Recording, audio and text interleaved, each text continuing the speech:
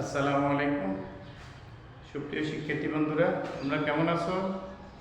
আজকে আমরা তোমাদের বিভিন্ন শ্রেণীতে যে জ্যামিতি বইটি আছে, জ্যামিতি বইয়ের সম্পাদ্য অংশ থেকে সৃজনশীল প্রশ্নে ক সহজ মানে যে প্রশ্ন আসে এ ধরনের একটি টপিকস নিয়ে আমরা আলোচনা করব। টপিকসটি হচ্ছে রুলার ও কম্পাসের সাহায্যে 75 ডিগ্রি কোণ অঙ্কন।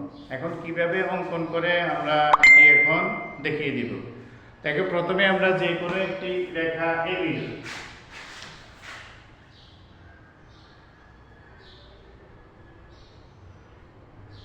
যে কোনো রেখা এবি তোমরা স্কেলের সাহায্যে নেবে এবি।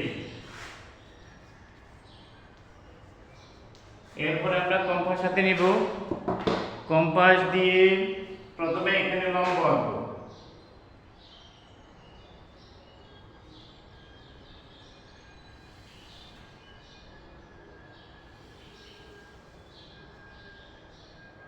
লম্ব আমরা জানি আগে থেকে,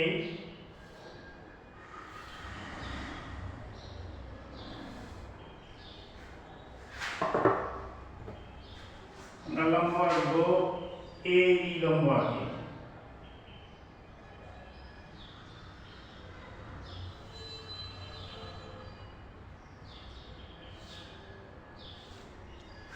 এখন যে কোণটি অঙ্কন করা হলো এটা 90 ডিগ্রি।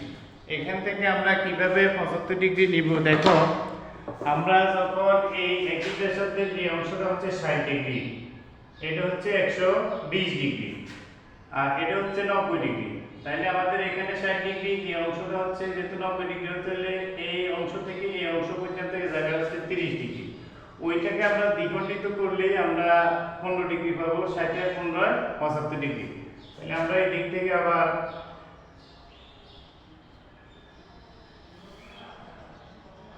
এই কোণটা একটু দেখি।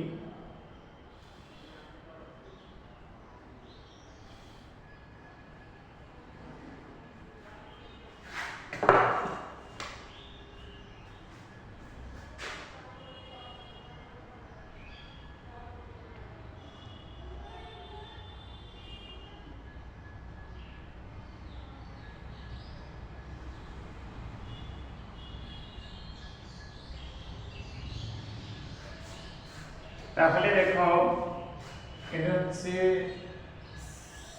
ডি, এটা হচ্ছে সি। এখন দেখো আমাদের বি এ ডি যেহেতু লম্ব আঁকেছি, এটা 90 ডিগ্রি, আর 90 ডিগ্রি থেকে এ পর্যন্ত যদি আমরা একটা কোণ আঁকি, এটা হবে 60 ডিগ্রি, আর এখান থেকে এ পর্যন্ত 30 ডিগ্রি। এটার অর্ধেক আমরা নিয়েছি, এদিকে অর্ধেক এদিকে অর্ধেককে যোগ করেছি, তাহলে বি এ ডি কোণ হচ্ছে 75 ডিগ্রি। এভাবেই সহজেই আমরা এই 75 ডিগ্রি কোণ অঙ্কন করতে পারি।